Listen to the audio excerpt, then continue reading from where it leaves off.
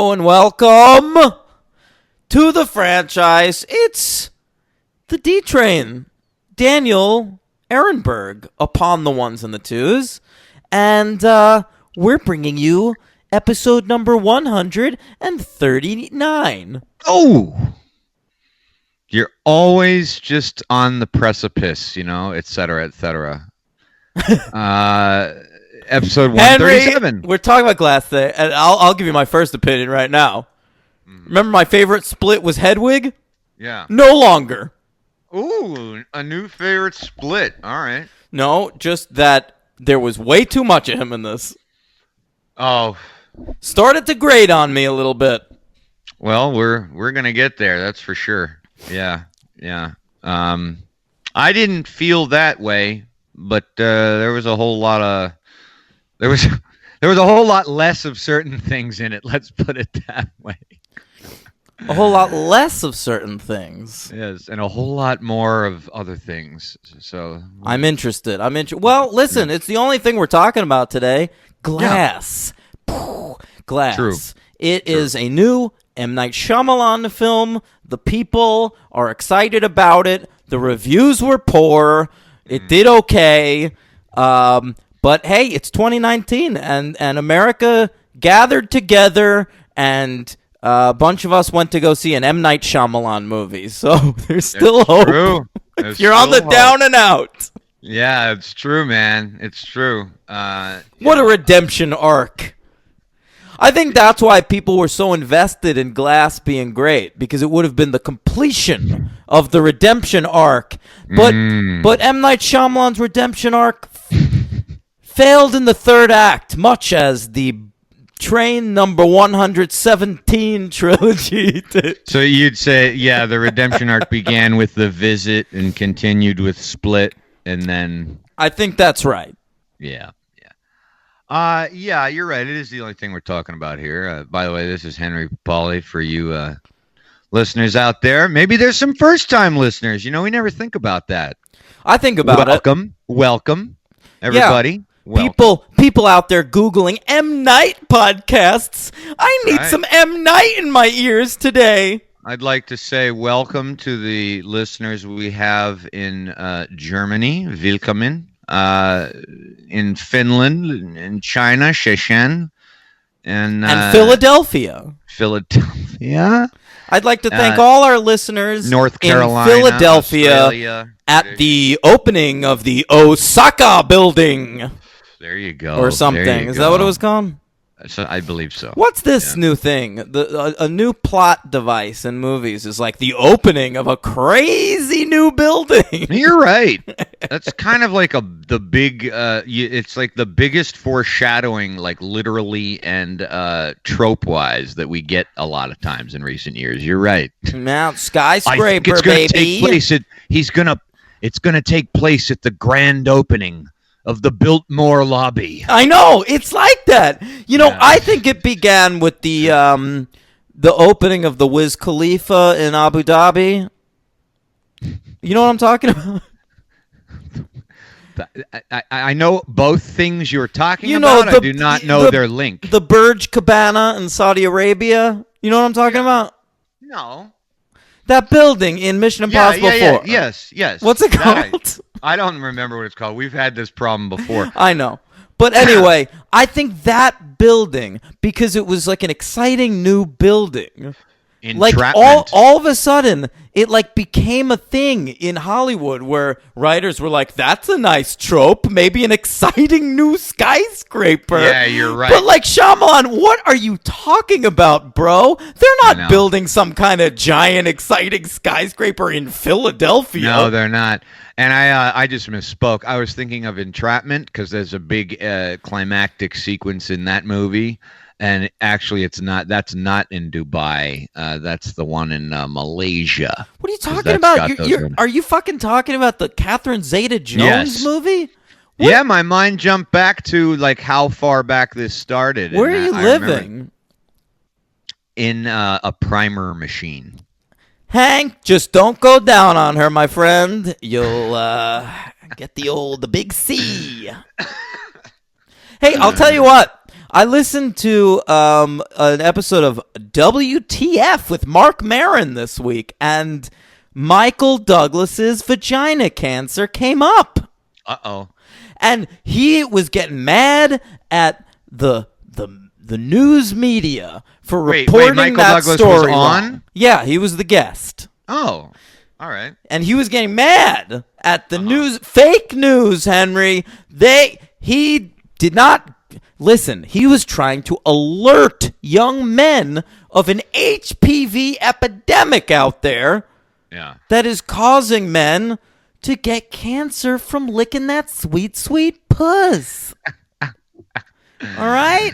So Interesting. don't joke about it, Henry. Yeah. Michael Douglas was giving a public service announcement. Right. All right? Right. Bag I that tongue, my friend. Right. No, he was telling people to get vaccines or something, but still, dude, come on. How was he on the show? Is he a cool Very guy? interesting, yeah. Yeah, he's got to be an interesting guy. He Talked just a won lot that- about producing One Flew Over the Cuckoo's Nest, That's which I cool. didn't know. You didn't know he produced that? No. That's crazy, man. Yeah. Yeah, I've seen that Oscar footage whenever they show clips, whenever they go like best picture winner, he's always up there getting it. It's before he even really did any He was still movie on acting. streets of San Francisco at the time. That's right. That's right. If you Yeah, want to yeah. know more about Michael Douglas, listen to this podcast, first of all, because Henry talks about him a lot. But also check out that episode of WTF with Mark Maron, a podcast that definitely needs promotion from this show. I would think so. Yeah. I didn't check out the Kaminsky method. Oh, I didn't either, and I never will. Yeah, I had thought about it if the other half. What I think I'm getting Alan Arkin fatigue. I got Chuck Lorre fatigue, man. Is that right? Yeah. Yeah, I mean, the Kaminsky method from the creator of The Big Bang Theory and 2.5 Men and Mom, Great point. you can great leave point. Yeah, that's a great point. Yeah. Well, we went to go see Glass. I We've do got watch a- Young Sheldon, though, on CBS Thursday nights. That's my plug for this week, gang. Watch Young Sheldon. It's like Sheldon, but young. My plug for this week will be also a great show, which is the third season of True Detective. Oh, now you're going to give a sincere plug? Yes. I had to. Listen, we talked about it before the show. We both love it. Get back on the True Detective train. Yeah, do it, guys, for real. If you were fans of the first season and like everyone else, hated the second season, they are back to form. And while you're on HBO Go checking that out, go back into the archives and watch The Young Pope. The young poop shooting those hoops with Diane Keaton. Yeah. Looking wistfully at kangaroos. When's it coming back? I've been waiting so long. This year, Hank, I think they're done filming. It's called all right. The So New Pope. Jude Law got done with making Marvel his entry into the Marvel universe. And the Harry Potter Right. One of our finest actors. Henry, Yeah. we ranked all the M. Night Shyamalan movies that we've seen. Of which you've seen one or two more than me. Have I? That's I don't know if that's true. Maybe one more than you. I've seen 9. I've seen 10. Oh, all right. Well, listen. When I go see an M. Night Shyamalan movie, I want that baby to be pure, uncut Shyamalan, man. Right. You know, I don't want any of this fucking watered down for the public bullshit. So I skipped The Last Airbender because get out of here. Right. And I skipped After Earth because that just seemed like a Will Smith vanity project. Yeah. And so I've seen all the other ones. You saw Wide Awake and its predecessor. I've never seen the predecessor, no. Oh, no so one's seen that, Henry. That's like a student film. Well, that's what I was considering it last week, but you counted it as No, something, it's a legit so- movie. Like, it's called Praying for Anger, and he's Right, the right. star of it. But, like, you know, come on. It's a movie starring M. Night Shyamalan. I'm never going to watch that. Ah. By the way, right. Henry, my fan theory of last week, that the characters that he plays in Unbreakable and Split are the same person were confirmed in Glass. 100%. You win that one, and I win that he is not a tech guy, but he is the janitor of that apartment. Henry, he's a tech guy. He's a super. No, but he was buying another camera for the building that he oversees. That's an awful techie super to me. Sure. Yeah. All right. Well, when you got 24 people in one apartment, you got to be. Sure. All right, let's rank the Shyamalans. Let's do it. We got a little time. Oh, I'm number 10. You and then you'll pop in at number 9, huh? Yeah. Listen, the worst Shyamalan. This was a very easy list, Henry. I had one thing that was, I mean, not even, it wasn't difficult, but yeah, go ahead. I had one difficult thing too, and it was figuring out my 2 and 3. But until then, It was smooth sailing, gang. My number 10, the worst M. Night Shyamalan film by a country fucking mile, is The Lady in the Water. All right. And you people out there that are going to talk to me about The Happening and about The Village and about whatever, you're wrong. All right? Lady in the Water with its sklarfs and snarfs and wood and It's a piece of shit. It's anus peckers. What are they? All the creatures in that piece of shit. That was me doing Paul Giamatti. Oh, yeah. It's a piece of shit. Oh, well, that's right. He's got a stutter in that one. Yeah, they made me have a fucking stutter in that one. All right. Well, Dan, you and I are in agreement. My number 9 worst Shyamalan movie, I also put Lady in the Water. You know, I was afraid you were going to go say Shyamalama Ding Dong there. And I've heard that from so many people over the years. And I really think as a country, America should collectively give M. Night Shyamalan an apology for doing that all those years. Give him a what? An apology. Oh, okay. I apologize for making a pun on your name, Knight. I didn't know in my cultural vacuum wasteland that was actually a thing people did. It is. It totally is. And I know it's just a silly thing, but God, the guy must have heard that his entire life. Right. I get it. Yeah. All right. My apologies, Knight. Now you owe me an apology for making me pay on my birthday to see Lady in the Water. Yeah. Same here. We're even. All right. Yeah. All right. So then you started. So now you continue. Number 9 for you. My number 9, Henry, is Wide Awake, which is an extraordinarily poor film.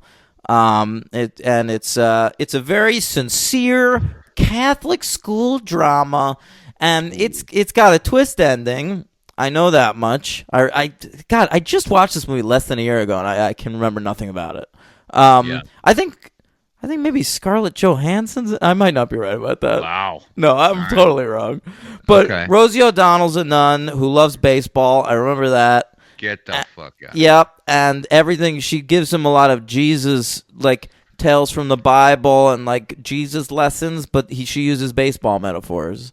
Well, we know he likes religion. And he loves baseball. Swing away. Right. Yeah. Right. And religion's in that movie, too. Yeah, there's too much religion in that fucking movie. And, you know... And I remember there's one great moment near the end where someone says the title, like very earnestly, I truly am wide awake. I like that a lot. That was the twist in the movie. No, it wasn't. There's a great twist. I think it might even involve a ghost. Oh. Yeah. Maybe one of these decades I'll get around to it. No, you're good. All right. But I think it was streaming on Tubi. Tubi, yeah. I've seen that shit pop up. I love Tubi. Does Tubi, what's its story in terms of, does Tubi edit? Does it have ads? No, there's like 2 commercials an episode, a movie, but they're like 30 seconds long, and they don't edit anything out. Okay. And it's dynamite. I've just in the last few weeks, Henry, I've watched Meatballs on Tubi Ooh. and also Embrace of the Vampire. Oh, all right. By the way, if you ever want to see Alyssa Milano's breasts, yes. watch. I mean, not that I do, but yes. I'm just saying, listening. watch any 5-minute chunk of Embrace of the Vampire. They'll show up. Hold on, I'm just gonna get my pen. Sure. Embrace of the Vampire. Yeah, it's like a hug of Embrace. a creature of the night. Embrace of the Vampire. Okay. Yeah. I'm gonna look. Yeah, I was meaning to text you and ask your opinion if Tubi was worth my time. Oh, very much. I swear by Tubi. All right, I'll be on that then. Yeah. Number 8 for me is The Happening. That's also my number 8, Henry. But as you know, I'm somewhat of a defender of The Happening. Right.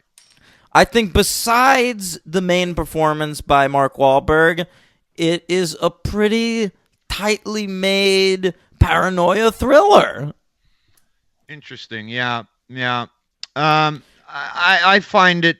I think it's great and hilarious that you even feel the need to say I am not a defender of The Happening.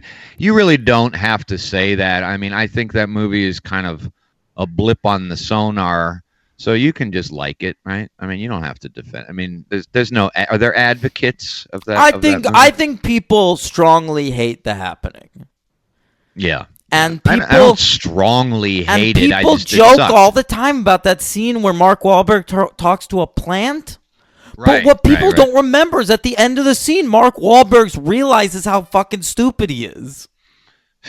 In real life, he did? No, it's like a joke. He's talking to the plant, and then he's like, "What the fuck am I doing? I'm talking to a fucking plant here." Right.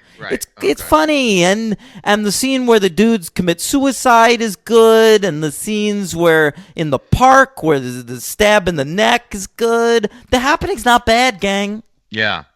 I remember him being very displeased with Andy Samberg talking to that chicken on Saturday Night Live. And I remember that was kind of maybe one of my first inclinations to know that indications knowing that Mark Wahlberg really didn't like being made fun of by people. You knew at that point that he was stupid, right? Right. I already knew that. Because in 2008, we're 4 seasons into Entourage. No, I already knew. I've known he was stupid since 1991 when I had to watch Good Vibrations. Good Vibrations! Over and over on MTV as a teenager, but that was like a strong indicator because it was really uncomfortable to watch when he like came on and like confronted it, and it was like, oh boy, this is almost like Sarah Palin not liking Tina Fey but pretending she does. I know, man. Yeah. All right, so The Happening. Okay. What's your number 7? My number 7 is The Village. The Village, yeah. I'm a stronger defender of The Village. Yeah. I like M. Night, man. Well, I like him too. I'm just gonna say what we've said honestly about some other guys we've covered here, and we've covered many and ranked many, but he's got some misses. I don't want to be hyperbolic with the guy. I don't want to say that, he's made a ton of shit or everything he makes is a masterpiece. He's just a filmmaker, and so he has ups and he has downs. But you know what? He's a filmmaker who's got a distinct personal style. And absolutely. And it's a style I enjoy, even when it's attached to something like The Happening. Right. But I mean, I remember The Village being the first fall from grace for me, but not being far enough for me. I think we've already talked about it, but said we'd get into more detail. That was most people's feeling on The Village. The Village was like when people turned on Shyamalan, man, because his previous movie was Signs, which most people liked. Yeah. And people turned on him with The Village. But I saw The Village, and I was just like, yep, Shyamalan does it again. Right, sure. Yeah. And I think that's fair, because I think that the ending of that, you could go either way with that opinion. It's not that I think it's, not that it's a bad ending. It just might not have. It might have been. He's one of those filmmakers where I will give him this. No matter what he's doing, he really, really does invest you as a viewer, and I think that's a positive thing, but can also work to his own detriment. So for something like The Village, where it's going to be a payoff, if you're not into that payoff, it's not going to work for you. But the problem is that I don't like sometimes when people have the reaction that I had to The Village, which isn't sometimes fair, which is like, well, it should have been this and it should have been that. But I don't like those kinds of opinions because it's his movie. If he wants to end the movie that way, it's fine. I didn't like it. And look, that's what everyone talks about. I like him. And that's the problem with M. Night Shyamalan is The Village is like a 2-hour movie or however long it is, and people only ever talk about the fucking last 5 minutes of it. Like, you're right. He really builds tension in that movie beautifully. It's got a great score. It's got some really good performances. You're right. That movie's fucking awesome. It's very tense. Yeah, it's very tense. I can't say it's awesome. Yeah, the thing about The Village, and the thing about Shyamalan as a whole, is he does get the viewer invested. And while that's a positive thing for a filmmaker, Shyamalan also likes to swerve the viewer with twists and shit. A lot. And so if the twist doesn't work for a viewer, it's going to ruin the movie. Yeah, and that's exactly right, and I think just one of his hallmarks. It's true. It's true. You either dig it or you don't, and when we get to Glass, I think that was one of the issues with that. All right, so my number 7 was The Village. What's yours? My number 7 is a movie called Glass. That's my number 6. Okay, interesting. Seems like we're on the same page here. Might be. More on that later, I guess. My number 6 is The Village. Oh, all right. Okay. That's fair enough. Let's see what we got here. These are the grand slams, the shots, the three-pointers, the touchdowns, the curling when the puck gets close to the circle. These are the heavy hitters of the franchise. Swing away. All right, so your number 6 was The Village. The Village. All right, so we're into the 5. Number 5. I'm very interested in how this is going to come down. For me, it will be The Visit. That's my number 5. Wow. Are we going to have the same goddamn list? We really do. Here's the thing. I'm going to make a prediction. I'm going to make a prediction right now. Okay.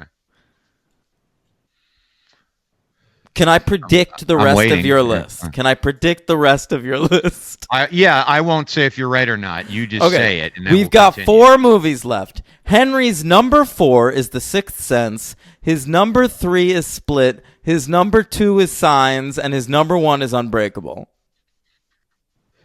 Okay. Interesting. All right. Interesting. Yeah. Interesting. Then let me make yours. Okay, go ahead. Okay. So, did you give your 5? You did. My 5 is The Visit. Oh, right. Okay. So your 4 are going to be number 4. You're going to say Signs. Number 3, you're going to say Split. Number 2, you're going to say The Sixth Sense, and number 1, you're going to say Unbreakable. Okay. Having said that, number 4 is Split. Oh, God damn it. But I'll tell you what.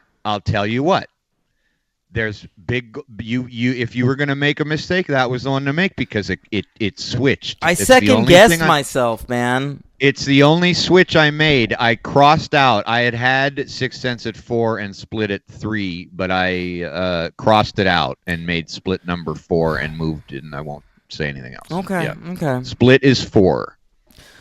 That's okay. Yeah. All right, and I got my number 4 is Split. Oh, okay. Wow, I didn't call that one at all. All right. Jesus, our list. All right. Number 3 I didn't want to give recency bias. I wanted to, and I should see it again. Number 3 is The Sixth Sense. Yeah, I like that you didn't go recency bias. I thought you were going to. Yeah, and that's what I did do originally, and then I was like, not fair, probably not accurate. Could be accurate on a rewatch, but I didn't do a rewatch, so we're going with what I used to think. So that's number 3. Like I said, my 2. Listen, there's no even hiding it now. Henry, are both of our number 1s Unbreakable? No. You went with fucking Signs, didn't you? God damn it. All right. So anyway, let's talk about it. My number 2 and 3 is my number 3 is Signs, and my number 2 is The Sixth Sense. And I'm only cutting ahead because those are the ones I had a lot of trouble ranking. Because I really do love Signs, but my problem with Signs is the religion. That's my problem with Signs. There's but I overlook it. I can't be, and you know why I can't? Because that's how it ends. I know. The message of the movie, the end of the movie is Mel Gibson, like, it's a happy ending. He's becoming a priest again. I know. If you take that fucking shot of him with the fucking collar out of that movie, I know. It might help me. I know. I remember distinctly getting in a fascinating conversation at a bar I used to frequent in college with 2 rather educated film buffs. It was this husband and wife. We're talking like the year this came out, so 16 years ago or something. And they were relentless in their opinion about not caring. They did not like the movie because of the religion, but it spoiled it for them so much they were willing to say that it ruined the movie, ruined it. And I remember arguing. It seems to me that if that's the case, then you maybe need to look at your own sense of spirituality. Yeah. Well, you know what surprises me here, Dan, and tolerance. Yeah, I know, right? Well, and it was funny too because I don't remember the conversation that much. I was a few deep into a few Southern Comforts, but I do remember me saying, "Look, I'm an atheist," about 50 times to defend myself, and they said they were too, and I was just realizing then maybe I'm a more well-rounded, educated atheist than you, where I don't have to not have religion involved in a film to appreciate it, you know? Yeah, I mean, there's plenty of shit. Like, look, something like Friday Night Lights, both the TV show and the movie, treat everyone on that show. It takes place in West Texas, so they're all God-fearing, church-going individuals, and that's just a part of them. They pray before the game. It's not shoving religion down your throat. It's a fact of life. Like that's right. That's just part of the story. Or something like Rectify, which is one of my favorite TV shows of all time. Of course they're going to be religious. It makes sense. Yes. I like that they're religious. But I totally agree. Yeah, but something like Signs, like I need to see Mel Gibson popping a collar on at the end. Get out of here. Yeah, no, it's an alien movie. Leave me alone. Well, I agree. I actually did. I didn't switch it, but I thought about putting Unbreakable at number 1. I just couldn't do it. It's damn close, and if we had ties, there'd be a tie because I think those are his 2 best movies, and the rest are really good, or really good to even borderline. I like Signs a lot. Unbreakable's way better than Signs. I didn't remember something very key here. On this show, you have made little jokes every time Signs has come up, on my top tenors of that year. And so I really never remembered you being in a camp that liked that movie, because there's kind of really just 2 distinct camps of people who just think it sucks and people who really love it. And I was surprised. I thought Signs was going to be like your fucking 7 or something. I really am surprised at that. That's my shot. Oh, no. Listen, that was when Shyamalan was in his prime. He was firing on all cylinders, man. Yeah, I don't yeah. like it as much as Sixth Sense and Unbreakable, which are my 2 and 1. But I think fucking Signs has the juice. I own it on standard def digital video disc. So do I. Yeah. Yeah. Actually, that's the only one of his movies that I own. No, I own. I think I might own the first 3. Yeah, I need to get Unbreakable. I don't need to get Sixth Sense, but I need to get Unbreakable. I don't know if I've ever watched Sixth Sense on DVD. I think I just have it somewhere in my collection. Sure. Yeah. Well, Yeah. to those of you who don't know, Dan does have probably what 4,000. Something like that. Yeah, maybe It has to be. 5,000. It has to be because I did a recent inventory of well, not recent, a couple years ago, but I keep adding on and I'm keeping track because it's getting too out of control. And I have somewhere close to the neighborhood of 400 now. So if I have 400, you must have. You have to have 4,000. My DVD collection, which currently resides in my parents' basement, is enormous. It's too big to move. Yeah. Too big to fail. Yeah. So we talked about Unbreakable last week, and while we're finishing up the ranks, I guess, so I'll just maybe a little discussion of how high Split and The Sixth Sense and Signs are on the list. I mean, How High? I recommend that movie. Yeah, I'm impressed that Split was that high. I pretty much, I know I liked it more than you, but you liked it enough to put it at your number 4 there. So It's a pretty delightful movie. did Glass make you like Split more? Maybe. Honestly, maybe.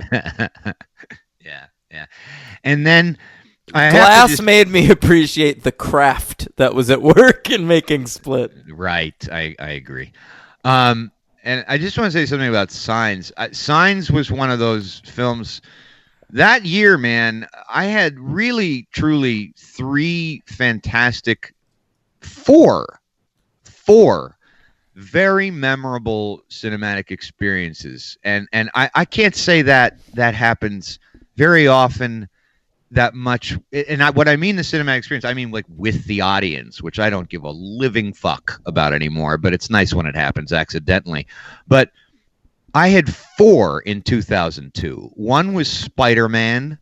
You know, I loved it. I had a great crowd. Everything about it was great to me. The other was Gangs of New York. The other was 25th Hour, and also Signs. Like everyone was just on this wave, on the same level of jump scares and just investment, and I gotta say, Signs predated by a couple of years my interest in horror movies.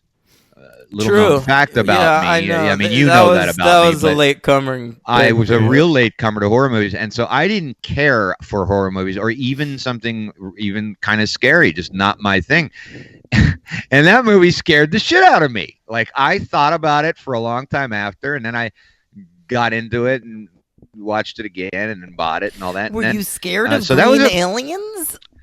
His moments in there, just I found it to be like this sort of perfect amalgamation of emotion, monologue, dialogue, acting. Say what you want about Mel. I thought he did some of his best stuff ever. If you know, He's if very not good ever. in that film. Joaquin is great. The kids are great. Yeah.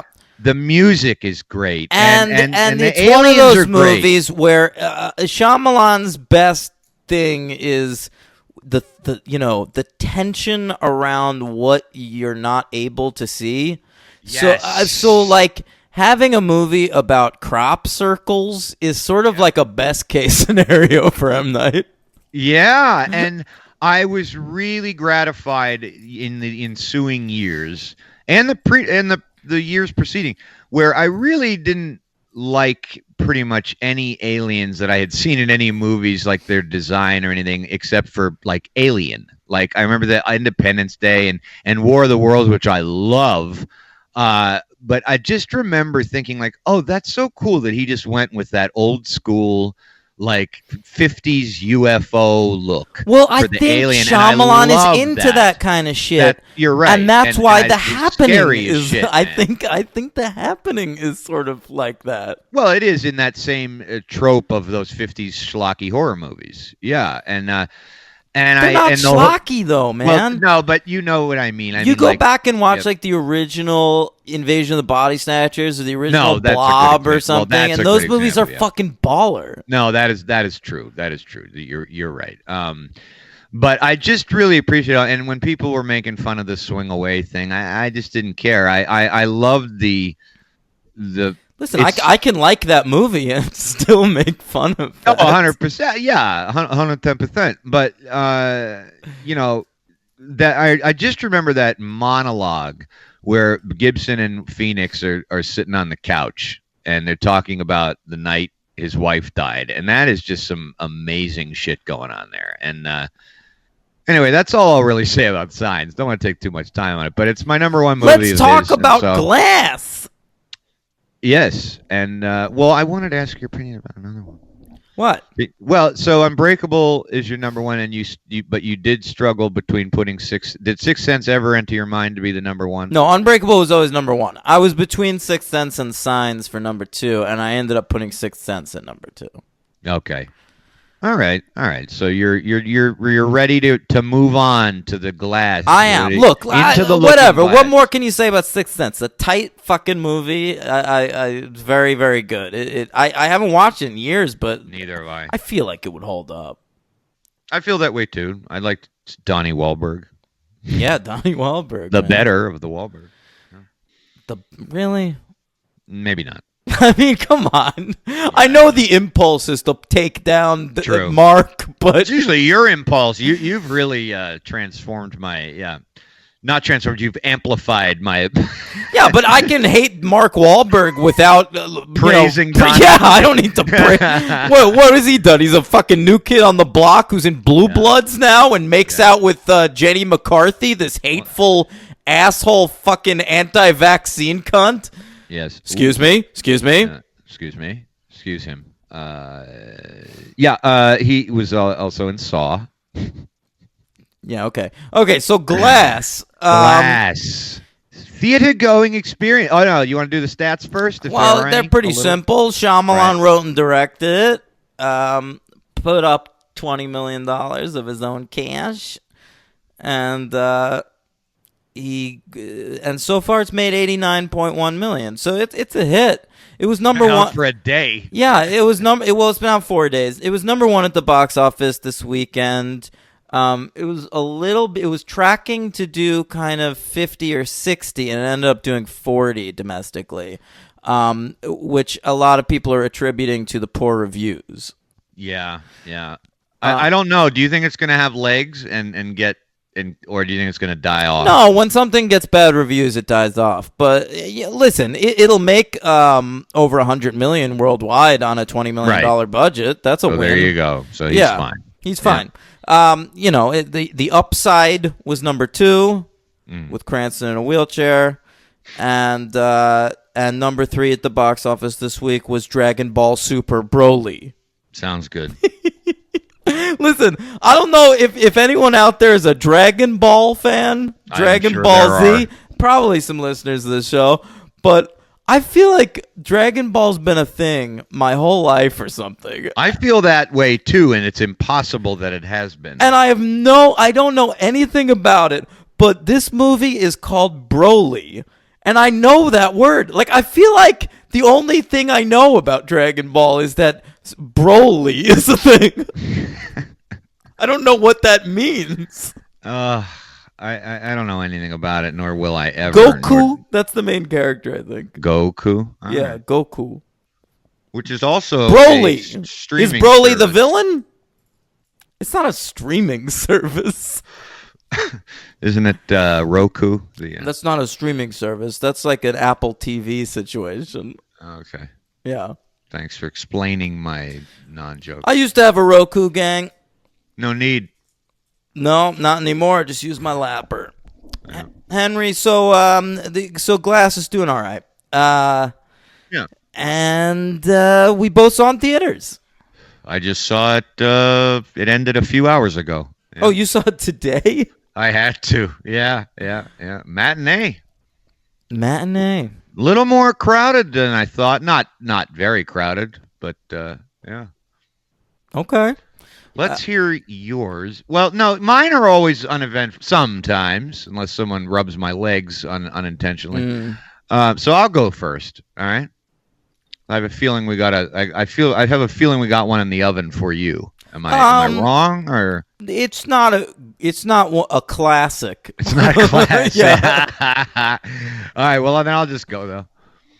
So, mine, I go to my theater of least desirability, but it's becoming more and more of a necessity these days because of proximation. Had a real nice chat with the 98-year-old woman taking tickets who was telling me that people buy tickets from Regal in Delaware and often come up to her and hand her a ticket from Delaware because they don't know how to do online purchasing. I thought that was interesting. It made me chuckle. Dynamite. Yeah, it was kind of dynamite. What was her favorite movie? Did it say on her name tag? No, the Regal I attend is one of the worst kept and terribly run theaters in the country. There's no doubt, if not the state. So they're not participating in any Regal activities. I'll tell you what, Henry, the young woman who rung me up at my Regal that I went to. Yes. Her young, attractive black woman with the name tag favorite movie, The Shining. I almost gave her Henry Papali's phone number. Whoa, you should have. Yeah. Wow. Yes, All but right. I said young black woman, and you were, of course, extraordinarily old. Right. Yeah. Well, young to me, you could have meant she was 36. I don't know. No, I think she was like 22 or something. Okay, Go well, ahead. if I was 60 and she was 42, then what's the beef? Sure. Maybe in a few years. Yeah. Nothing. I got a great seat. The only real problem with my viewing was, man, there were a lot of previews. I mean, an inordinate amount of previews, and usually it's because they're starting to preview the summer blockbusters. That's right, brother. And usually I dodge those. I usually wait outside, but there was no bench, and I couldn't sit. So I was like, I'll go in with I brought a lot of stuff in, a lot of candy and shit from the outside.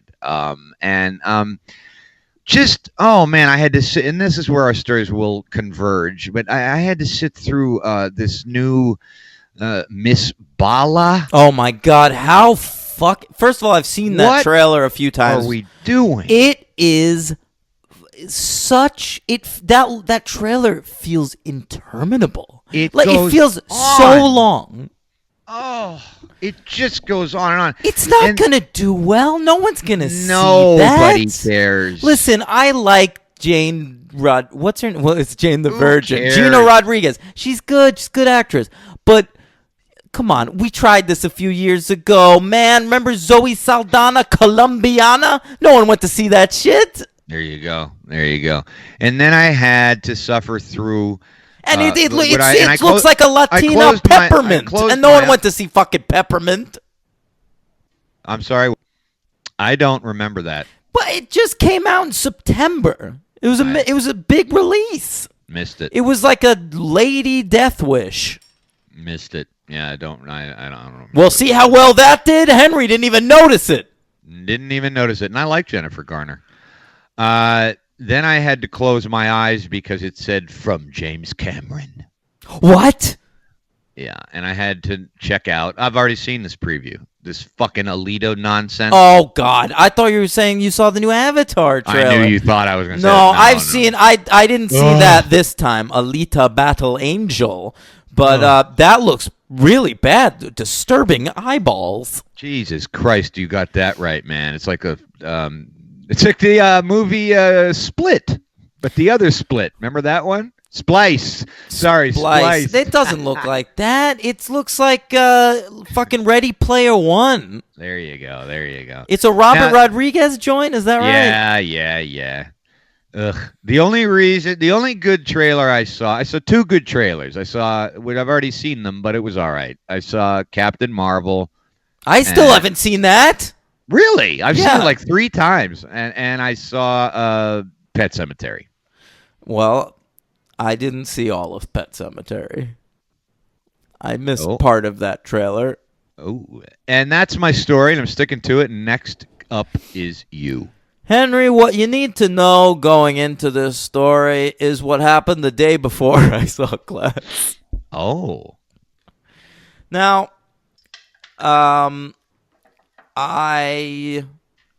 Friday, okay, so I went to go see it on Saturday. Friday, I was going to order food on Grubhub. Was looking through, and I found there's a candy store that delivers in my neighborhood. Oh my god. Oh my god. Okay.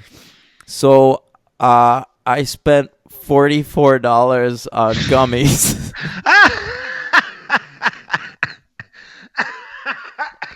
Of all shapes and flavors. Oh my god. And You are a maniac. all right, and then proceeded to eat $44 worth of gummies. Oh no. Oh no. Yeah. You weren't feeling too good, were you? So which brings us to Saturday. My stomach felt wretched. Oh my. I felt as though I was going to vomit a wave of black and purple. And so I was out on Long Island because my niece's second birthday party. Oh, happy birthday to them. That's right. Happy birthday to Zoe and Fiona. There you go. They'll listen to this someday. Someday. Yeah. And so I got to the theater at like 11:25 a.m. And this is for a 12 p.m. showing. Eesh. All right? I specifically get there early because I'm like, I need to spend some time. I need to spend some quality time with a toilet before this movie starts. All right? I got you. Sure. Yeah. And so I get in there. I ask the girl, 1 for Glass, please. She gives me a ticket. I beeline it to the bathroom, all right? Yeah. I sit down. Okay. It's like a Jeff Daniels and Dumb and Dumber situation, all right? Oh my. I'm in bad shape tonight with this hacking and laughing. Oh my. Okay. So Wow. I'm in there. Then, Really that bad, huh? Yep. Now, I reach into my pocket to look at my ticket, as I want to do. Yeah. And Henry, there is a showing of Glass starting at 12 p.m. Mm-hmm. But I guess the next showing of Glass was at 11:30 a.m. For I am in a Ooh. multiplex. Right. And so it's starting. Oh. All right. I mean, you can always wait, but sure, yeah. I thought about it, but I wanted to get into the proper showing. I was like, that'll get me out earlier. The birthday party's at 3. I Yeah. still had to buy him a present. Oh boy. Yeah. So I had to be very quick in the bathroom, Henry. Oh my. All right? Yeah. Yeah. And then I'm back in my, So the whole movie, I had that feeling. You know when you use the bathroom, but you rush it? And then you've Yeah. got that feeling where it's like, Oh, it's not all done. Oh yes, I do. I had Yeah. that for the entirety of the Oh. movie. But anyway, moral of the story is I come into the theater right at the tail end of the Pet Cemetery trailer. I like that there's a moral to the story. That's the word you chose. Yeah. So you saw the end of the Pet Sematary. I didn't even see it. I saw the title, Pet Cemetery. Oh, you saw nothing. Yeah. All right. Okay. All right. And then like Miss Bala came on the next one, and I was like, God damn it! Why Right, couldn't they I know. show that while I was in the bathroom? Of course. Yeah. Uh, Oh my God. That Jeff Daniels reference, my friend. Whew. I'll tell you what looks good, Henry. I saw a real good trailer, and it's Yeah. a sequel, Henry, and I never saw the first one. What? Happy Death Day to You. Oh, I saw that too. That shit looks good. Well, I thought you saw the first one. No. That was one of the horror movies you skipped. Yeah, I skipped that one. Because I see almost all the horror movies in the Me theater. too, but it was like that I didn't see. It's fucked up. I saw like Well, I didn't want to. Truth or Dare and Slenderman, and I skipped that one. But I man, didn't see those. You see more of the horror movies that are the teen. Henry, if I ones, see a teen in a trailer, I'll probably watch that movie. right, and I'm the opposite. So if I see an adult associated in a horror movie, I'll be like, oh, all right, I'll be seeing that at some point. It Comes at Night, or Quiet Place, or Hereditary. But yeah, okay. They just rebooted Roswell on the CW, that old teen alien show. I know it. I've heard of it. And yeah. I watched the first episode of the reboot this week, and you know what they changed? What they changed? They're adults in this one, and I'm like, no, thank you. Yeah, turn that. Now that's.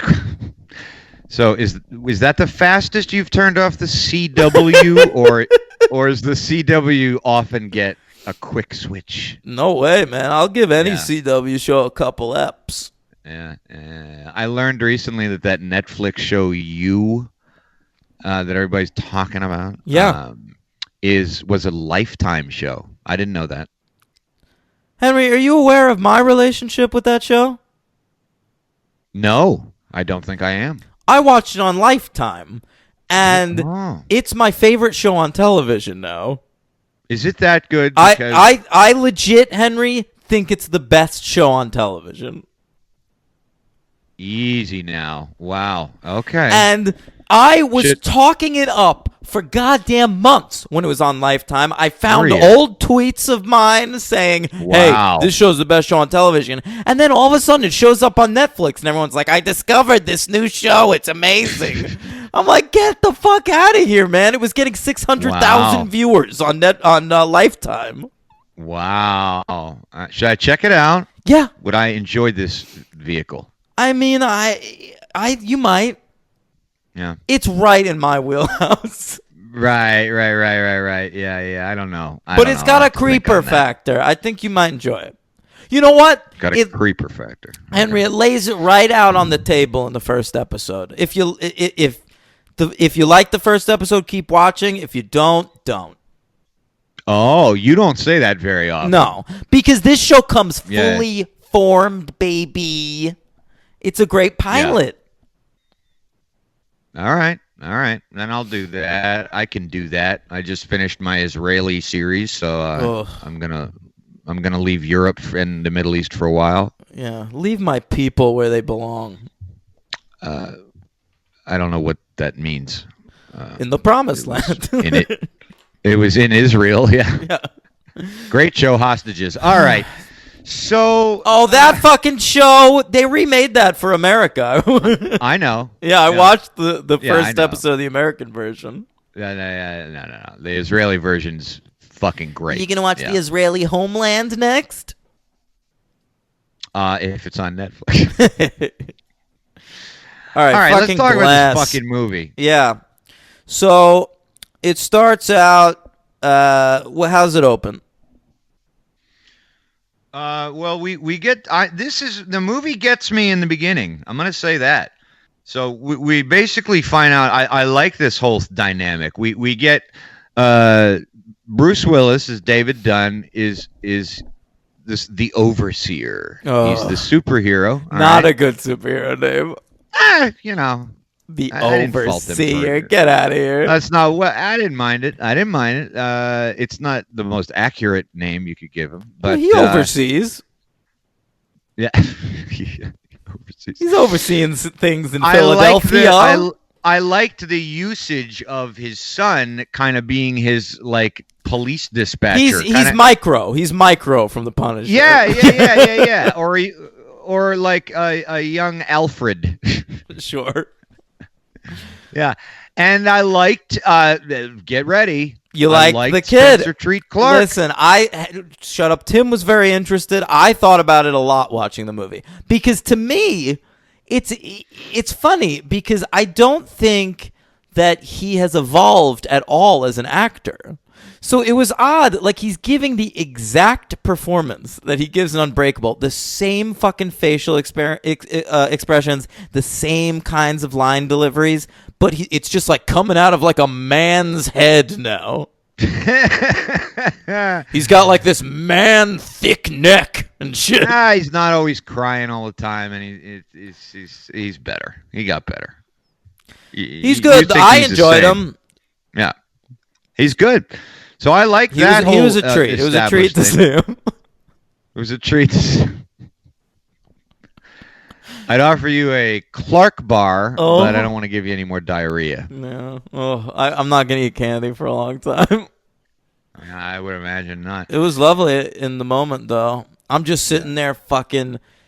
It was like my first day off in a long time, Henry. And I'm just fucking sitting there in like my boxers watching like with just like this giant bag of candy, shoveling it into my mouth, watching the fucking Fire Festival documentary on Netflix. Oh, what a vision. Which, by the way, do you have your 2019 list? My 2019 list? Yeah. No. Well, I have here my top 2 movies of 2019. Look at this guy go. No, my number 2 is Glass, and my number 1 is the Fire Festival documentary on Netflix. That's great. That's great. Thank All right, you. sure. Why not? All right. Hank. Yeah. What happens next? All right. Well, we don't get a lot of the well, basically we see the Beast, right? We see James McAvoy. He's kidnapped some more girls. They're cheerleaders. And this leads to Zack Snyder would have had a fucking field day with that shit. It would have a great time for Zack. We got to bring him back on the show at some point. Jesus, it's been a while. I actually have audio of Zack Snyder watching that scene. You do not. I swear to God, yeah. Let's hear it. All right.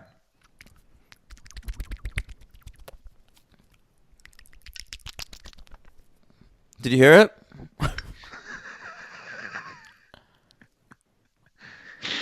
God, that's more disturbing than any M. Night Shyamalan movie. God. I hope that was audible.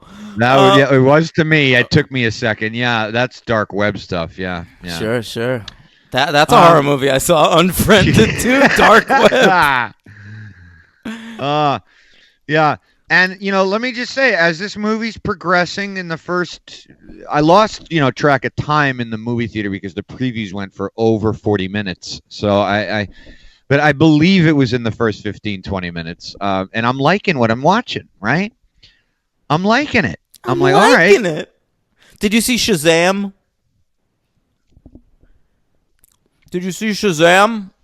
No, man. No, not at all. Yeah, he's a kid. It's fish out of water. It's like big, but a superhero. Yes, I get it. What are you talking about? I'm just saying, I saw the trail. That was one of the many trailers I saw. Oh, you got lucky. I didn't get, or maybe you didn't. I don't know. Yeah, it's fine. All right, go ahead, Henry. Well, nothing. I mean, I'm liking where the movie's going, and we get to see McAvoy acting up a storm. You indicated earlier you did not like it, or you were getting tired of him. I'm done with the Hedwig one. There's only so much you can take. Your favorite one. I know, but I think he was like a fan favorite in that first one or something, and he's just all over this movie. I thought there was the equal treatment for a lot of the other characters. He's switching a lot. Yeah, I mean, he's switching a ton, but I feel like he's all like I was enjoying getting the new splits, and I was enjoying the Yeah. development of the Kevin Yeah, I personality. did really like that. and yeah. the Patricia and the other guy Dennis. I enjoyed those so much that like every so often like he would just like pop back into fucking Hedwig. I'm like, I've had enough. Yeah, I know. I understand. get this one. Right. And I mean, I don't know. We move along. We got a cool confrontation with the overseer, and the horde. And, It's a good fight. It's a good fight. I really is. gotta tell Yeah. you, Bruce Willis is my LVP. Because he's mostly asleep for the movie, or He can't act anymore.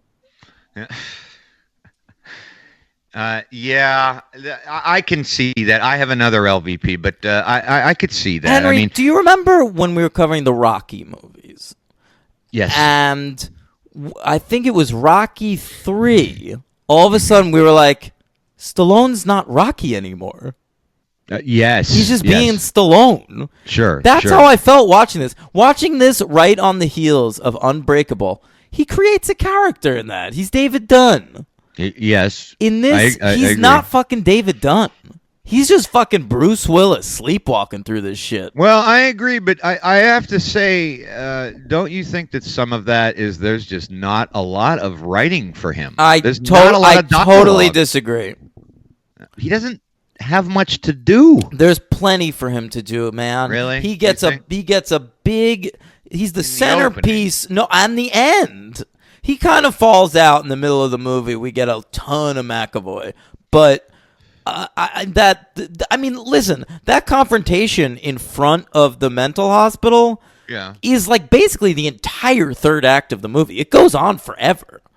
Yes, it does. And Bruce Yes, gets a it ton does. to do in that sequence. All right. Well, yeah. I mean, yeah. I look. My problems with this movie were not the acting, but I'm not gonna. I get it. My I mean, problems with this I hear you. movie are not the acting, except for Bruce Willis. Yeah. I mean, essentially, the movie's called Glass, and I was becoming more and more confused as to where Glass was. Yeah, where the fuck is Samuel L. Jackson in this fucking thing? Yeah, I mean, he's on screen a lot for the first half Well, hour, 40 minutes. He he's doesn't sort say his of- first word Yeah. for the first like hour and a half. It's a 2-hour and 9-minute movie, folks.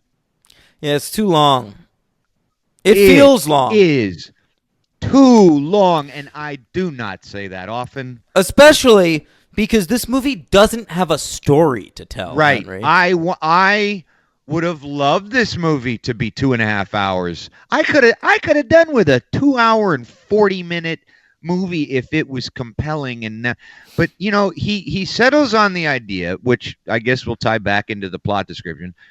They get the horde and the overseer get caught. Stop calling Okay. him the overseer. I'm doing it too. Yeah. The hooded security man. By the way, that fucking rain jacket, it's Yeah. cool in the first one because it's Right. raining out. Right. Now he just looks like a. Now he's just fucking walking weirdo. around like a lunatic. Yeah. Yeah, he probably could have invested in some better, some sort of less conspicuous suit. But yeah, so they get caught and they're thrown into a mental institution. So now The same one that Samuel L. Jackson is in. Right. So we now are doing something that I did not expect the movie to do. And when I realized that's what the movie was doing, I got to say I was starting to have, and I'm glad that I'm unexpectedly not planning, saying this the way it turned out with The Village, which is if he wants to have this big finale of his trilogy take place in the mental institution, that's his call, if that's what he wants to do. I, for one, either didn't want it in there or it was just completely uninteresting and blown that way that they did that. And we talked last week about stereotyping mental illness and stuff like that. And I don't know what books this guy reads, but I'm going to call him out on that not because it was offensive. It just sounded so fucking dime store, man. Like Sarah Paulson, but it bless her wasn't, heart. Henry, it wasn't even psychologically, interesting at all. To me, it read like Shyamalan, like a writer doing like a little character sketch. Like let me do a little free write about what I think this character is. Or, like an actor doing like, I'm going to create a history for this character. Yes. Yeah, that's what it sounded like. Because there's no story to this movie. The opening half hour is devoted to getting them all in the same place. Right. Now, what are we getting them all in the same place for? Well, we're going to get them all in the same place so that they can fight at the end of the movie. So what do you do in the middle? Well, it's just gonna be a character study. That's all it's gonna be. Is them sort of musing on their own characters. We're gonna spend the first movie Unbreakable. It's a movie about 3 interesting characters talking about why they're interesting characters, not actually doing anything interesting. Right. They're deconstructing what was constructed in the first 2 movies, and so it's this meta deconstruction, and all of it turns out to be a fucking red herring. Right, and so there's a few other twists that they throw in there, and then one twist wasn't even a twist because I pointed it out last week after reading the plot summary with with James McAvoy's character's dad being on the same train. So when they did that big reveal, I was like, yeah, I know this already. Yeah, I read the Wikipedia entry of the last movie. Not only did I read the Wikipedia entry of the last movie, but if you rewatch Split, there's scenes showing it. So I don't. So that's not anything. And then you're right; they just talk.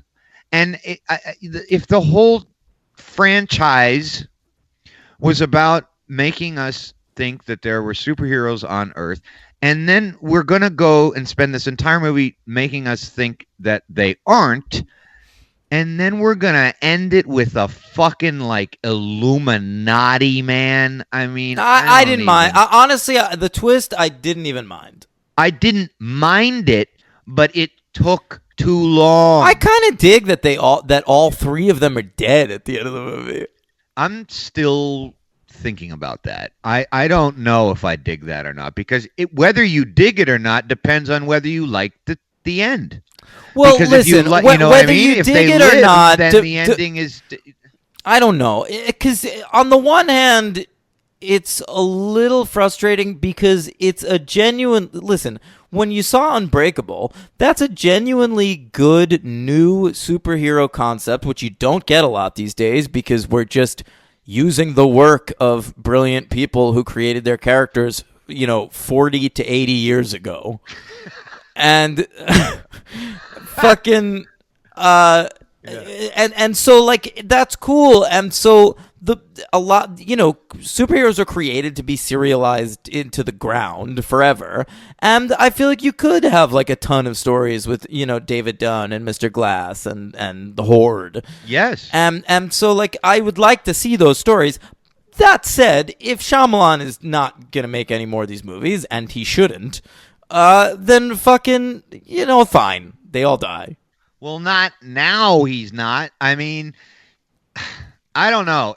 I mean, I don't know if it was my wanting it to be something different, or if it was the fact that they died. I was like, well, all this buildup wanted me almost. I guess it was probably more than the halfway point of the movie that I was like, I'm up for a 4th one. Like, I'm up for a 4th movie. And then, it's pretty clear that that's not the direction it's going to go. And we want to see Glass be some sort of mastermind. Well, I thought that's where it was going to go, because they introduced the whole Illuminati group run by Sarah Paulson, who, Marcia Clark, who married to a 90-year-old woman, who like that concept is introduced so late in the game, Right. Like like literally in the last 15 minutes of the movie, that like I thought that's what we're doing is we're setting up for continuation. Right. And I like the presence of each character having their link together. David Dunn's son, Glass's mom, and even Anna Taylor-Joy, which we found out she was rescued from her disgusting Yes, uncle. yeah, he's in jail. He's in jail, not having a good time, I would imagine. And, By the way, this movie was supposed to take place 3 weeks after Split. yeah, I didn't know that. I mean, I didn't really. Sorry to fucking foster home with like in a new school. Her dad, her uncle's in jail. The American adoption system and penal system work very quickly, folks. Listen, God bless Philadelphia. Yeah, they get business done. They do. Yeah. They get her done. Oh no. Yeah. Listen, I was very happy. I thought I thought Spencer was a treat, and I thought Anya Taylor was a joy. But I will say the Mrs. Glass, Elijah's mother.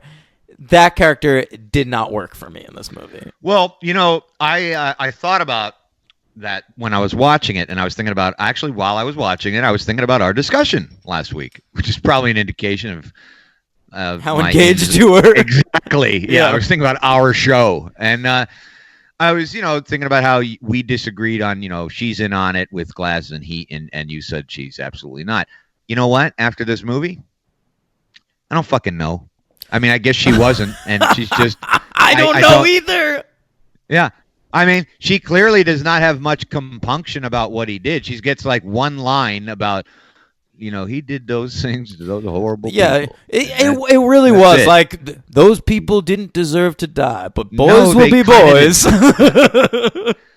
But it was worth it, so he feels worthy of being alive. Yeah. I mean, first of all, she should be dead. She should be dead. 20 years ago. You're telling me is Samuel L. Jackson's real life mother alive? I don't believe so. He had gray hair in 2000. I think he was playing older in that movie.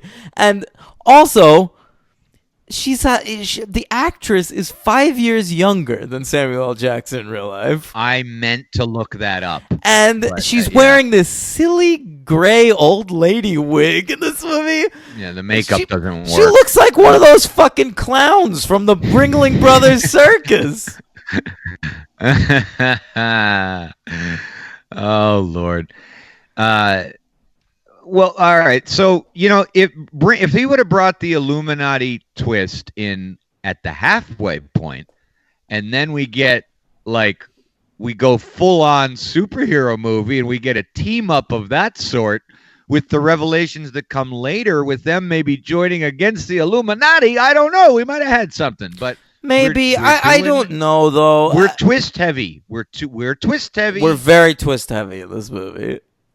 Yeah. Shyamalan went full, more so than usual. Went full twist. I was gonna say Shyamalan went full Shyamalan, but he didn't, because I feel like there's not the same care taken in some of the shots. Some of the shots are fucking beautiful. Like when they first go to the gym and it's the three of them sitting next to each other, I was like, "There's my boy. There's my Shyamalan." But I agree. It felt to me. It really it felt rushed. This movie felt uninspired.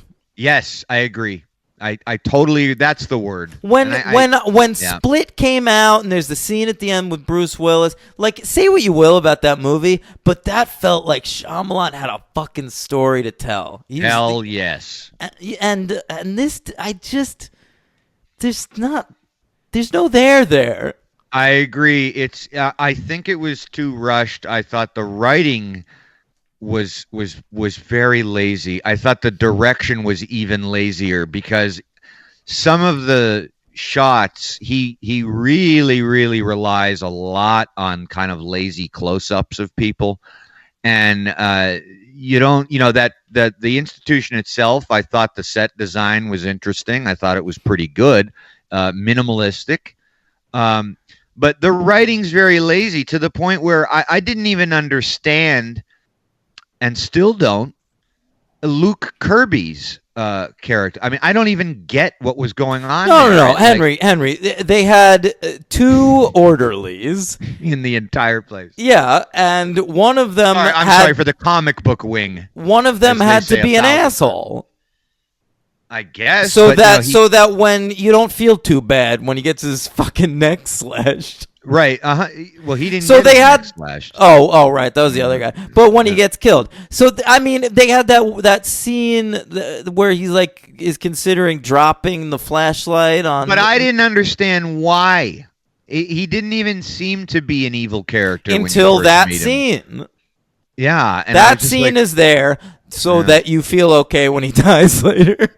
I wouldn't have cared anyway. I mean, it's why he's Lenny Bruce in The Marvelous Mrs. Maisel. Luke Kirby's a good actor, all right? I know you like him in Marvelous Mrs. Maisel, right? That's what I was gonna say. Yeah. What's he in? GHT. Wasn't he in Rectify? Is he the lawyer John Stern? I think. I think that's right. Yeah. I don't know. It just second felt... Rectify reference to the podcast. Yeah, during a Glass show. Yeah. I it just like when they fight in the water tank. Didn't need it. Listen, I actually liked a lot of the fight choreography in that last sequence. The stuff with the beast was kind of baller. Too long. But that's the stuff with Bruce Willis in the water in this movie. Like, come on. Well, and part of it is that fucking Bruce Willis sucks, and so I don't feel anything towards David in this one. Right, and Sam Jackson does not suck. No, he's great. He's great. I mean, he's not in the movie very much. But there's a reason for it, and it's kind of warranted later on. You want more of him because he's Samuel L. Jackson. You want him to be in everything. And it's the name of the movie. Well, is his whatever. Character. Yeah, but also, what was amazing to me about some of the, and I don't mean this in a positive way. That fight choreography was a microcosm of what we are used to. And we've discussed many times about the fight choreography in big action movies, which are not well directed, and some are superbly well directed. And I think, and I thought I'd be excited for this, but when it started, like that, fight in front of the institution, I was starting to realize I don't want that. I didn't want it. He doesn't do it well. It's not well choreographed. No, it reminded me of, I liked Heroes, that old show. Yes. And I feel like every year they would build up to like a big fight scene at the end of the season, and they'd screw the pooch. And that's what it reminded me of. And I think it's because it was a TV budget, smaller scale, and it's just like, what are you going to do? You're going to just have them fist fight for like 45 minutes? Well, that's the problem. Right. Like, I was happy with the initial encounter with McAvoy and Willis. And then, if we're going to get another one, I just needed another element in there. Well, I liked him hopping around. I liked the element of having the 3 tertiary characters. But they're just staring at the events like us. It's kind of bizarre. And Samuel L. Jackson's like sitting in a wheelchair, like halfway parked in the driveway. Yeah. It's just like, what is going on? And then you see like a shamrock on the sniper's wrist. Right. And that's your first clue about the Illuminati. Because she's got that same one. I don't know. Look, I didn't hate the movie. Me neither. It was just a disappointment. No. Same here, man. Look, uninspired. It's number 6 out of my 9, and it's just a disappointment, man. It was 7 out of my 10. Yeah. I just. So it's the same. Yeah. It's just fine. Honestly, you walk out of this movie and totally see it. Like, I'd recommend it to people, but you're gonna walk out of there going like, all right. I will put the caveat on it to people though when I do tell people. I'm going to say, if the fans of Unbreakable and Split, I am going to say, I don't know what to tell you. Don't. I'll do what I appreciate when people do to me. Just keep your expectations low. Yeah, I did appreciate the lack of hand holding. Like if you don't know Unbreakable or Split, you might be lost watching this fucking thing. Oh yeah, no, that's I believe you absolutely would be. Yeah. So that's Glass, I guess, right? Yeah. By the way, one of my least favorite character names ever Yes. is Sarah Paulson in this movie. Ellie Staple. Yeah, now you see, you've got a character with split personalities, and he's being treated by this doctor. You know what can really help a split personality, huh? A staple. A staple. Yeah. Yeah. Get it? Yeah. Great name. Yeah. Also, Shyamalan, he loves to have, Mr. Glass talk about comic book tropes, like this is the part where the thing happens. There's a lot and of that that worked in Unbreakable, but then in this movie, he's saying this is from the mom says he used to talk about this, this is the part of the limited edition. Right, they're like a Greek chorus. And I'm like, but what are you talking about? What even is that? Yeah. I read comic books. What's a limited edition? I don't know. I didn't know that either. You're right. I forgot about that. When he said that, I was like, huh? And then at the end, he goes, no, see, you had it wrong. And this is supposed to be a big moment. You had it wrong. This isn't a limited edition. This is an ongoing or something. Origin story. It's an origin story. And I'm like, but if it's an fine, origin story, but how is an origin story different from a limited edition? What the fuck does that mean? It doesn't mean anything. Do you anything. mean a mini-series? Yeah, I mean, it doesn't mean anything. It's very strange. It's very strange. I look, I think he was, he likes to say things have been gestating with him for a long, long time. I don't know if that's always true. He did not have a story to tell here, and he probably hasn't read a comic in 20 years. I think that's true too, and I just think he rushed it. I think Split got him real excited with the reaction it got, and I think he got just a big reaction. Going. He got a full fucking fucking standing O at Comic-Con from nerds, and he was like, people are back in my corner. Yeah, and they doubled his budget, and I mean, it's just it's too bad. It's sorry, too bad. M. Night. Sorry, Night, but I still love you. I still like you very much. I'm looking forward to what you do next. Maybe an original story. Maybe an original story with a beginning, a middle, and an end. That would be great. Yeah. That'd be great. So if we were to rank these, obviously, I think we have the same ranking. Unbreakable, Split, Glass. Done. Yeah. What do you give this? I'm so between a 2 and a 3 that I'm going to give it a 3. Yeah, I'm giving it a 2. No, I'm going to give it a 2 also. I'm not being... You gave Split a 3. I mean, know. I'm trying to I want to be nicer to this movie because I know. And I'll watch it again. It's not I'll bad. Probably will too. But yeah, it's probably a 2. It's a 2-star movie, man. I mean, to me it is. Yeah. It just doesn't deliver. It's got some nice moments in it. But even the tension ratcheting that is one of his calling cards is just, there's some good moments, but like I was going to say about that water tank scene, there's just it's nothing going on. And, 2 stars. My MVP actually is James McAvoy.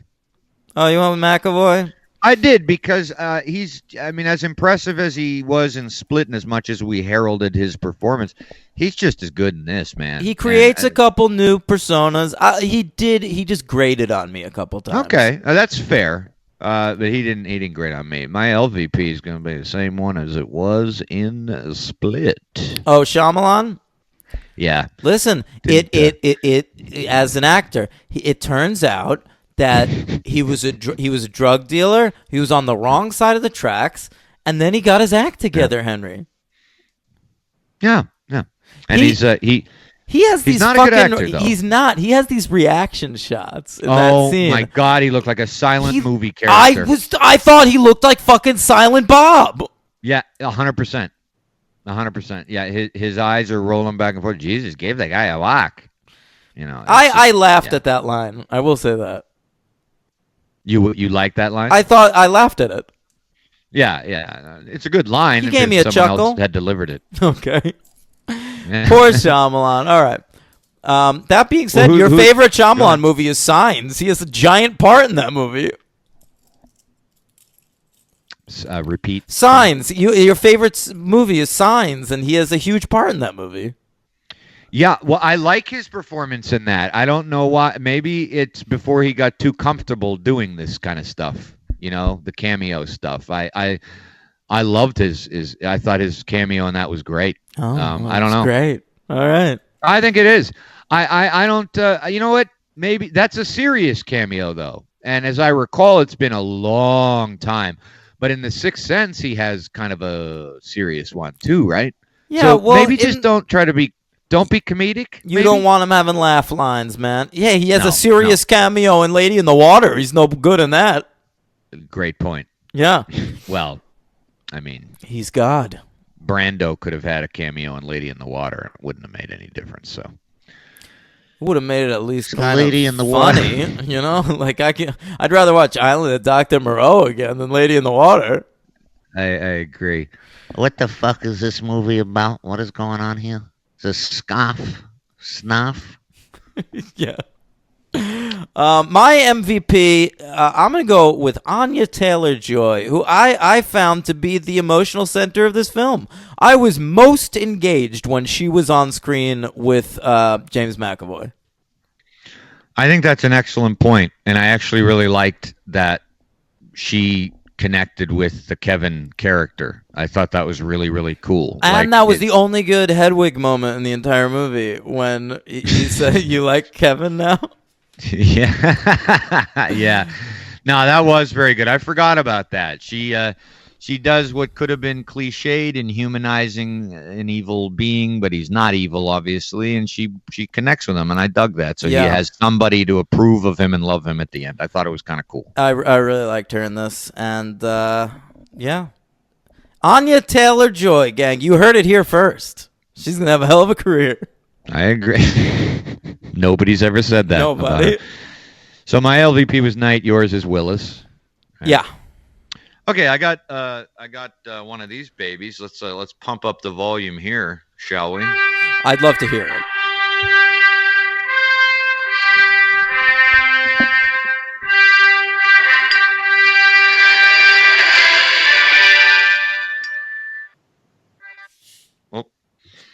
Sarah Paulson was in. Her name was Sarah Paulson. I've been waiting for a time to do that joke, and I just completely missed it. Yeah. Maybe in another 3 years I'll get a chance. All right. She was in The Spirit. Was along she? with Sam Jackson. Yeah, played a character named Ellen Staple. No. Character named Ellen Dolan. Oh, okay. I believed you for a second. That sounds like a Spirit character. She's never been in anything else? No, I was surprised. I thought she'd. What about Luke Marvel. Kirby? Not that I could find nothing. Really? No, I looked, man. I'm looking. I'm double It checking. was a it. small cast. It wasn't hard. It's true. It's true. It was a small cast. Anyway, so what do you got, Hank? What's next? Are we done? I'm good. Fuck yeah. Would you like me to read some of these international reviews that have come Listen, about? for fuck's sake, you pieces of garbage. I fucking hate you. So, listen, we're not getting any new American iTunes reviews, so I wanted Hank to read maybe a couple of these foreign iTunes reviews. Yeah, why not? Yeah. All right, so we'll start off with now. You got to stop me if you've read this because I don't know. You know, some of them may have come through before. This one's from Germany. Yeah, well, just read the ones that are not America. Yeah. All right. One of a kind podcast, 5 stars. No name on the listener, but they don't really do that on this. This is by far the best podcast out there. Henry What? and Dan are. That's not true. Hey, I think it. I think if he says it is or she, then it is. All right. This is by far the best podcast out there.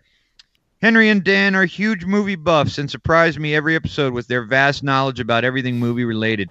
Besides that, they are incredibly likable guys who don't shy away from saying something absolutely ridiculous to make each other and the listeners laugh. I can't recommend this podcast highly enough.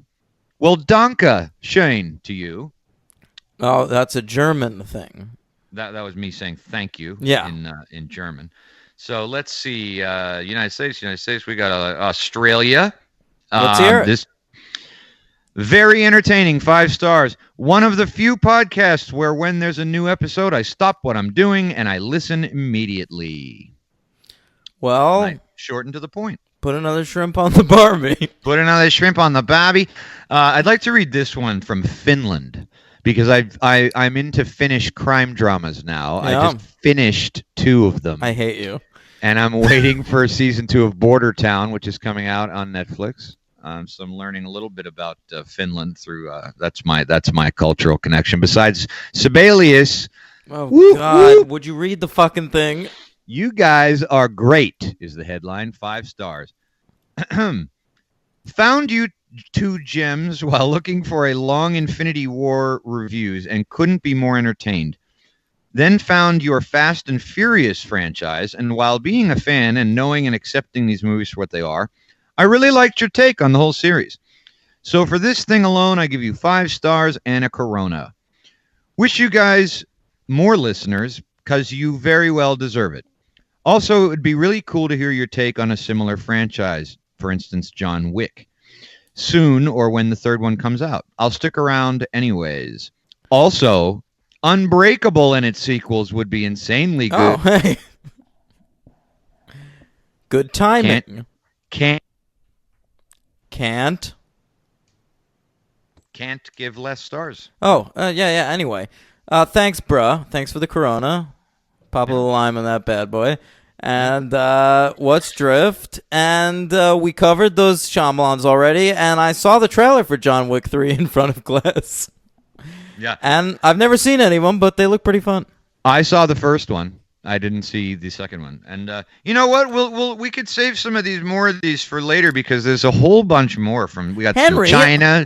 We read 3 this week. Let's read 3 next week. I think that sounds like a plan. Oh, all right. In the meantime, you can follow the show at Pod Franchise or follow me on Twitter at Low Stakes Daniel. And we probably have some tweets. God. I should look at these ahead of time, bro. But Well, thanks choose to Logan wisely. Biadair for recommending MovieNinja.io, a great illegal site that I watched The Nun on the other day. Oh, okay. Yeah. I want to see that. Thanks to William Anastasio, who's excited about this episode. Thanks to Price Ash, who says Henry's falsetto on the MTV theme is majestic.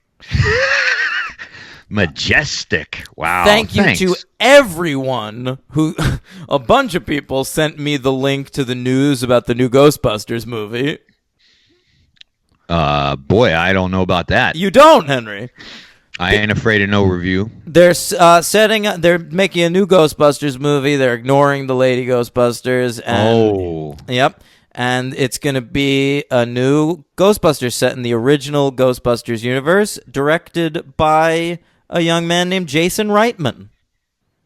Wow. Interesting. Wow. Yeah. I don't know how to feel about that. All right.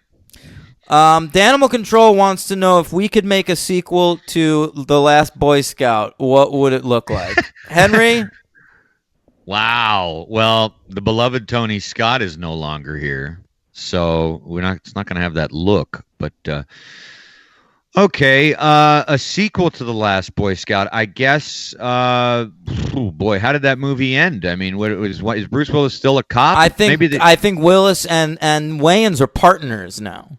Oh, maybe they Wayans has joined the force. Yeah, or they go into a private eye business, maybe, something like that. Maybe. Yeah, but what kind of crime do you want them to solve? Sports-related crime. I think so too. I want them to solve some kind of steroid ring. 100%. Yeah. That's exactly, et cetera, et cetera. That something like that. Yeah. Yeah. Han Kamasolo HSCPT Crash says, "What's your opinion on Galaxy Quest being considered as part of the Star Trek franchise?" It's not. And all you people out there that love Galaxy Quest, I just want to remind you that Tim Allen's in it. You should remind people that. Matt Raganese says, "Would you guys ever do a coverage on a single movie title / concept remade a bunch of times, like Seven Samurai, Magnificent Seven, or A Star Is Born?" I would. But Magnificent Seven has sequels, so we would do that.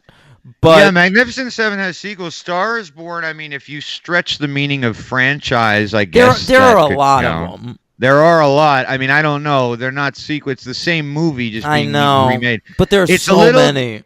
Yeah, it's a little different than something like The Thing, which it wasn't, it was a prequel. It came out many years later, but yeah, I don't know. That's a good question. I don't know if that would really loosen up I don't know.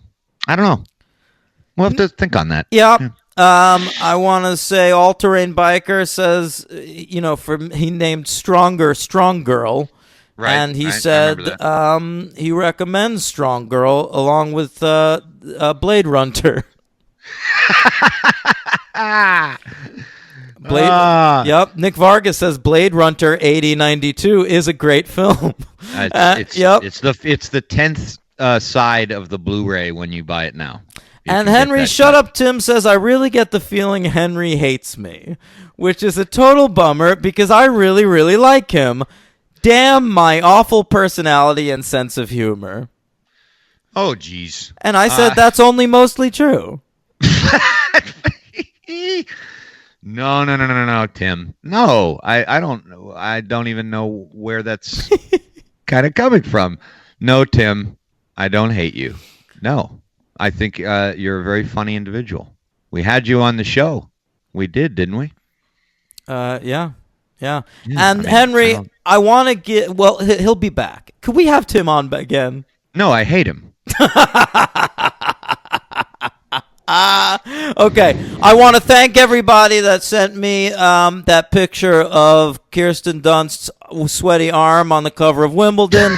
And I want to say a big no thank you to everybody that sent me a picture of that cavernous thing in Robin Wright's neck. Oh. Also, by the way, did Robin Wright just say no to this fucking Glass movie? She might have, man. Yeah.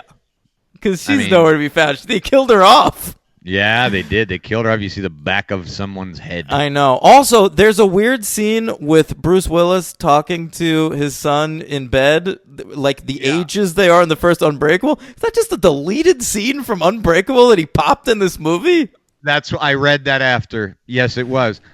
I thought that was strange too because it even looked even younger, the kid in that sequence. But yeah, that was a deleted scene. That apparently. was weird and unneeded. Anyway, so email us at thefranchisepod@gmail.com. You can email Henry at henryfranchise@outlook.com. And I got one from our friend Price Ash.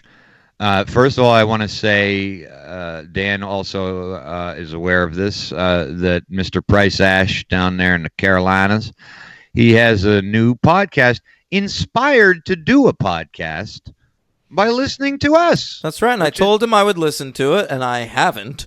I've listened. I did. You did? Well, I'm going to, but yeah, the first episodes, he's taken some of our cues and running long. Oh yeah. But but I didn't finish it, Price. But I did listen to like the first 20 minutes. What's it about? It's called Director's Cut, and from what I understand, they pick directors and go through their whole filmographies and just discuss the movies at length in depth of the directors they want to choose. Oh, it's like Blank Check. What is that? Something? It's another podcast with the same premise. Listen, but I'm sure he's got his own take, and I'm looking forward to listening to. Who's the first director they're doing? It's funny too because you never know what a lot of our fans sound like. The fans that have not been on the show. And when I heard Price, I was a little surprised to hear that kind of accent going on. Oh, a little there. twang.